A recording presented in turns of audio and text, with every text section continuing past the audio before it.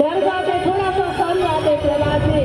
तो हिरण्यकशिप पूछता है कि अरे प्रहलाद बता, तेरा भगवान कहाँ है? पिताजी प्रहलाद जी कहते पिताजी आपका प्रश्न ही गलत है, मेरा भगवान कहाँ नहीं है, ये बात बताइए ना। यत्र तत्र सर्वत्र मेरे परमात्मा जहीं तहीं है।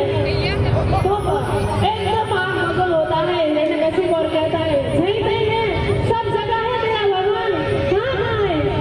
यहाँ भी है, हाँ है, आकाश में भी है, जमीन में भी है, वायु में भी है, सब जगह है, कहीं नहीं है ऐसा स्थान जहाँ परमात्मा न हो। तो हिरण्यकशिप कहता है क्या तेरा भगवान ये खंभ में भी है करके खंभ को दिखाते हैं। तो उस समय प्रहलाद कहता है हाँ पिताजी मेरे भगवान ये खंभ में भी है, सब जगह है मेरे भगवान। तो ये सुनते ही वो इतना क्रोधित हो गया हिरण्यकशिप और अपने कमर से तलवार निकाल करके उस खंभ में प्रहार करता है। देखता हूँ मैं तेरा भगवान कहाँ है करके खंभ में प्रहार करता है। जैसे खंभ में प्रहार किया उसने वैसे ही भगवान नृसिंह प्रकट हो गए। बोला नृसिंह भगवान की जय। नृसिंह भगवान प्रकट हो गए और दोनों के बीच में अब ऐसा युद्ध होता है। ये जवान ये जोर किसका चलता है देखते हैं।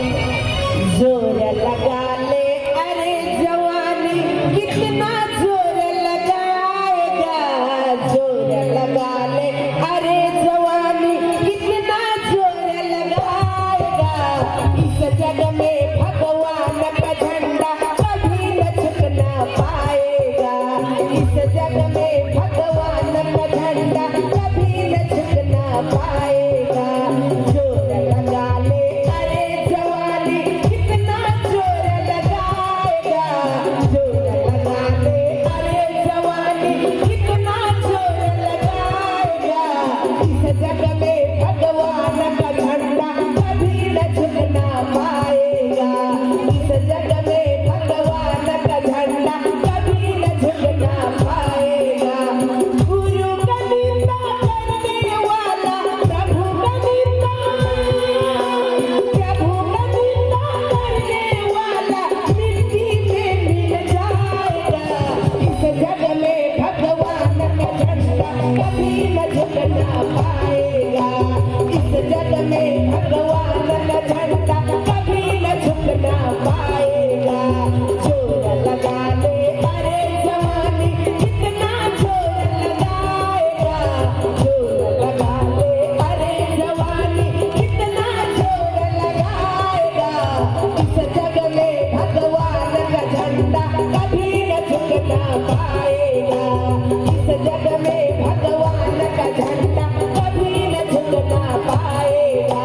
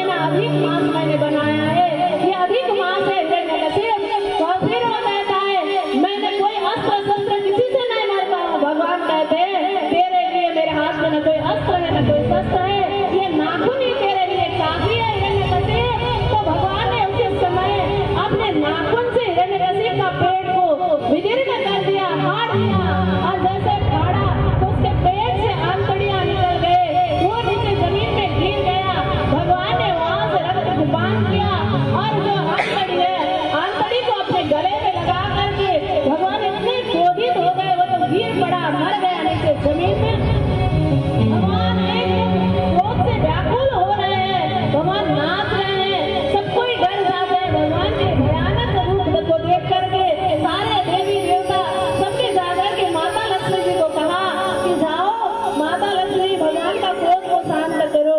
माता लक्ष्मी आरती में थाली लेकर के आ ही रही थी, भगवान का ऐसा भयावह रूप देख करके वो डर के भाग गई, कोई नहीं कर सकता है। उसी समय सबने कहा बाबू प्रहलाद जाओ बेटा, तुम्हारे लिए ही भगवान ने ये रूप धारण किया है, तुम ही भगवान को शांत कर सकते हो। तो उस समय प्रहलाद जी जा करके प्रार्थना करने लगते हैं भगवान को। तो भगवान प्रहलाद जी को लेकर के प्रहलाद जी को गोदी में रख करके बैठ जाते हैं और बहुत प्यार करते हैं। जैसे एक बसु एक गाय अपने बछड़ा को चाटती है, ऐसे ही भगवान भी प्रहलाद जी को चाटते हैं कि प्रहलाद जी से माफी मांगते हैं कि हे मेरा भक्त, हे मेरा प्यारा, मैंने थोड़ा देरी कर दिया आने में, मेरे कारण तुमने बहुत दुख झेला है, बहुत कष्ट झेलना पड़ा तुमको, मैंने आने में विलंब कर दिया।